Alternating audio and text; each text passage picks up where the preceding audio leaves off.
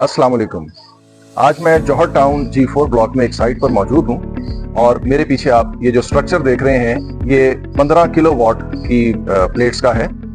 इसमें हमने Canadian TOPCon N type bifacial 630 watt के 24 पैनल्स लगाए हैं। ये जो हाई पावर के पैनल्स हैं इनको लगाने का फायदा ये होता है कि 24 पैनल्स के अंदर हमने 15 किलोवाट मुकम्मल कर लिए। इससे पहले जो 580 या 585 वाट की प्लेट्स आ रही थी तो उनमें हमें 26 या 27 पैनल लगाने पड़ते थे, लेकिन इन प्लेटों के साथ हमने 24 पैनल्स का ये स्ट्रक्चर लगाया और 24 पैनल्स में हमारे 15 किलोवाट जो है वो मुकम्मल हो गए। तो आप मेरे पीछे ये स्ट्रक्चर देख रहे हैं कि कितनी खूबसूरती के साथ और कितनी एक सिमेट्री और तरतीब के साथ हमने ये स्ट्रक्चर लगाया।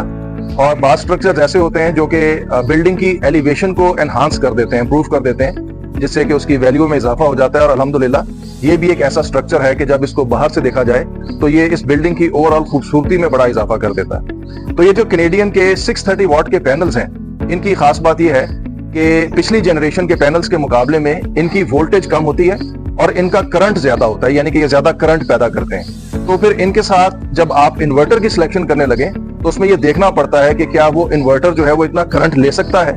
यानी कि मिसाल के तौर पर ये जो हमारे पास कैनेडियन 630 वाट के पैनल्स हैं ये बाईफेशियल गेन के साथ 20 एम्पेयर्स तक करंट निकाल सकते हैं। तो इसका मतलब ये है कि हमें वो इन्वर्टर चाहिए जिसका जो स्ट्रिंग करंट है वो कम से कम 20 एम्पेयर्स या उससे ज्यादा हो। तो इसके साथ हमने किस इन्वर्टर का इंतखाब किया वो हम आपको दिखाते हैं। तो ये देखिए आप, हमने 15 किलोवाट के पैनल्स के साथ जिस इन्वर्टर का इंतखाब किया है उस इन्वर्टर को आप यहाँ पे देख सकते हैं। ये गुडवी का G3 मॉडल है, 15 किलोवाट में गुडवी का G3 मॉडल, और इसका जो स्ट्रिंग करंट है वो 22 एम्पेयर्स है।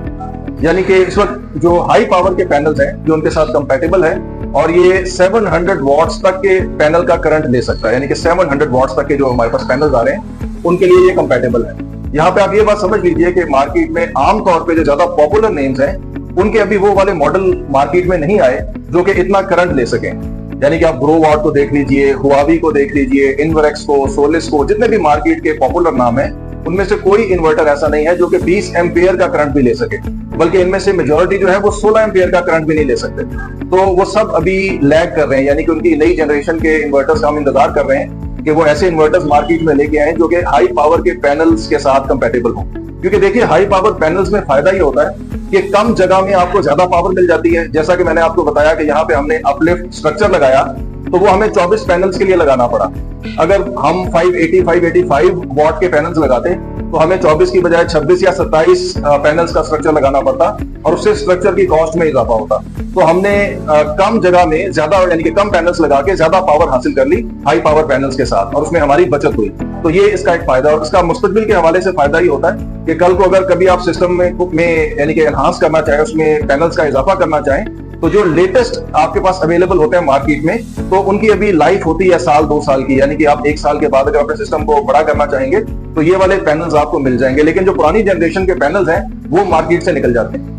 अच्छा, इसके साथ जो खास बात है वो ये देखिए कि हमने एक बाईपास लाइन लगाई दी है जो कि हमारी बड़ी एक स्पेशल आइटम है कि हम अपने on grid net metered system के साथ एक बाईपास लाइन लगाते हैं। ये 5 किलोवाट की बाईपास लाइन है। इस बाईपास लाइन का मकसद ये होता है कि जो ऑन ग्रिड नेट मीटरिंग का सिस्टम है, जब तो लाइट आ रही है ये एक्सपोर्ट करता है और ये बेहतरीन चीज है। यानी कि अगर आपका मेन ऑब्जेक्टिव अपने बिजली के बिल को जीरो करना है तो on grid net metering system से बेहतर चीज कोई भी नहीं है। लेकिन इसकी जो वाहिद प्रॉब्लम होती है वो ये है कि लोड शेडिंग के टाइम में ये बंद हो जाता है। तो उस मसले का जो हल हम पेश करते हैं वो ये बाईपास लाइन। इस बाईपास लाइन में आप क्या करेंगे कि जिस वक्त लोड शेडिंग हो गई तो आपके वही सोलर पैनल्स जो कि पहले आपके ऑन ग्रिड सिस्टम को सप्लाई दे रहे थे तो वो आपकी बाईपास लाइन को सप्लाई देंगे, और इसके जरिए आप ऑफ ग्रिड टाइप यानी कि अपना एसी लोड आप चला सकेंगे, जिसके लिए आपको ग्रिड पावर की जरूरत नहीं है।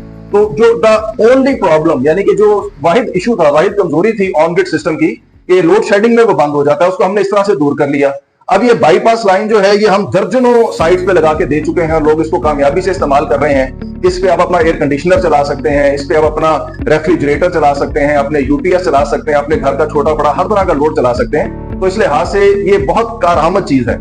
इसके साथ आप ये देख रहे हैं कि ये हमने बड़ी क्वालिटी की डीबी और उसके अंदर जो ब्रेकर्स आपको नजर आ रहे हैं, एसपीडीज नजर आ रही हैं, और साथ ही एक छोटी जो ये डीबी है ये बेसिकली बाईपास लाइन की है जिसमें आपको वोल्टेज एम्पेयर की प्रोटेक्शन और चेंज ओवर नजर आ रहा है। तो ये चीजें अपना काम करती हैं। और इस तरह से आपको बेहतरीन प्रोडक्शन और बेहतरीन सर्विस मिलती है। आज ये इन्वर्टर हमने ऑनलाइन किया है और अब इसकी आप ये रीडिंग्स देखिए। ये देखिए, ये आज की डेट आ गई 21 नवंबर। उसके बाद ये आज का टाइम आ गया 5:36 हो चुके हैं। और जब से ये मीटर लगा तो उस वक्त से इन्होंने 17.8 यूनिट्स इंपोर्ट किए हैं और आज 10:30 बजे से ये इनका इन्वर्टर जो है ये ऑनलाइन है। और अब तक ये देखिए 48.5 यूनिट की एक्सपोर्ट हो चुकी है। यानी कि फर्स्ट डे पे 17.8 जो है वो इनकी इंपोर्ट है और ये इंपोर्ट इनकी पिछले 2 दिन की है, क्योंकि ग्रीन मीटर इनका परसों रात को इंस्टॉल हुआ था।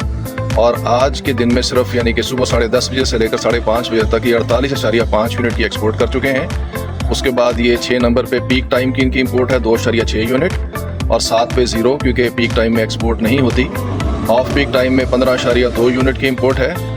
और उसके बाद ये देखिए ऑफ पीक टाइम में जो एक्सपोर्ट है वो सारी की सारी एक्सपोर्ट इसी टाइम पे होती है 48.5 यूनिट। तो इससे आप अंदाज़ा लगा सकते हैं कि अल्टीमेटली इनका जो बिल होगा वो एक बहुत बड़ा क्रेडिट का बिल होगा, यानी कि इनको बिल नहीं आएगा बल्कि नेगेटिव में इनका बिल आएगा और लेस्को ने इनके पैसे देने होंगे।